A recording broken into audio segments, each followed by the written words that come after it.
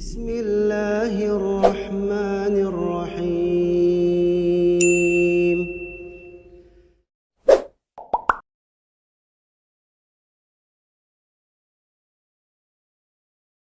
Jangan pernah ada gap atau batas antara kemampuan anak kita dengan kita.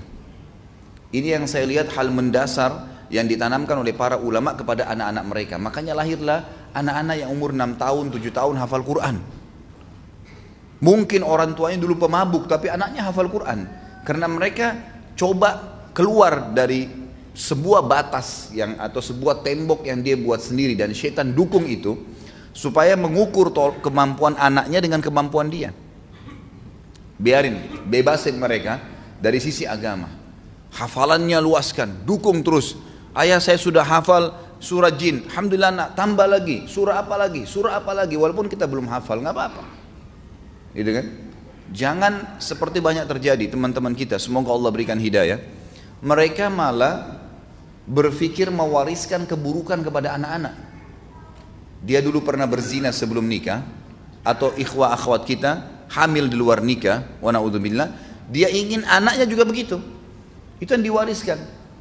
Dia pakai jilbab nanti umur 30 tahun, dia mau juga anaknya seperti itu.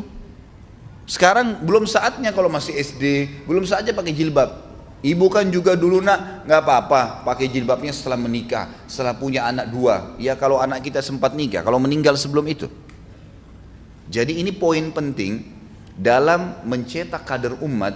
Jangan pernah tolok ukurnya kemampuan anak kita, calon generasi ke depan dengan kita sendiri.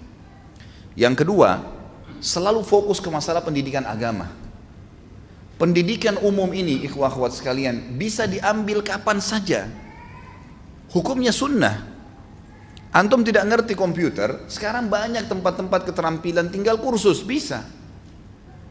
Saya bahkan kemarin sempat ke percetakan, saya ketemu sama satu orang, luar biasa dia mahirnya dalam mengatur desain warnanya, mengatur ukurannya, mengatur segalanya apa yang saya butuhkan. Terus saya tanya, Mas, memang jurusannya komputer? Enggak Pak. Loh kok bisa mahir seperti ini sampai dia jadi tenaga ahli di percetakan yang besar itu?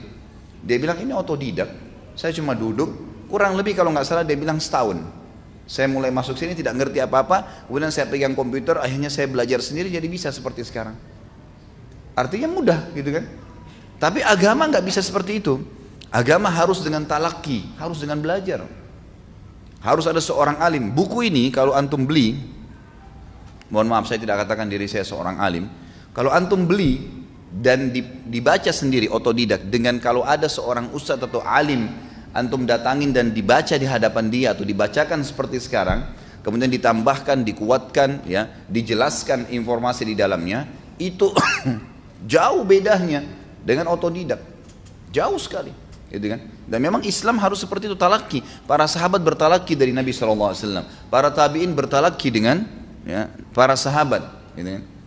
Dan dalam poin ini mendahulukan ilmu agama, ajak mereka dari kecil. Ini ikhwah, jazakumullah khair yang bawa anak-anaknya kecil di sini, saya sangat dukung. Ajak anak-anak ke masjid, ajak anak-anak ke majelis ilmu. Hiburan mereka bukan mall. Mall sudah selesai sejarahnya waktu antum dulu. Hiburan mereka buat mereka cinta dengan majelis ilmu. Nanti kalau liburan kemana, ayah? Ke majelis ilmu ini, ke taklim yang ini, ke tablik akbar yang itu, buat mereka suka itu. Bukan buat mereka suka nanti nak kalau liburan ke puncak ya, nanti kalau liburan ke sini ya. Bukan tidak boleh ya, boleh saja sesekali, tapi bukan target.